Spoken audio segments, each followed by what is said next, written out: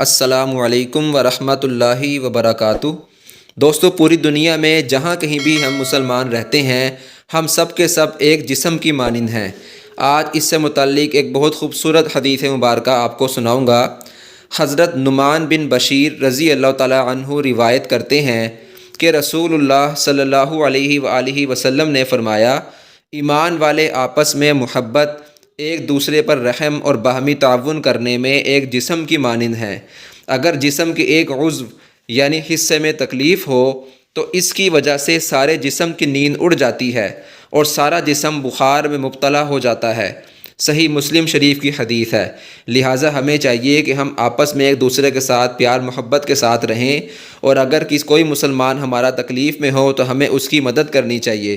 اللہ تعالی ہمیں آپس میں ایک دوسرے کے ساتھ پیار محبت کے ساتھ رہنے کی اور اس پر عمل کرنے کی توفیق نصیب فرمائے۔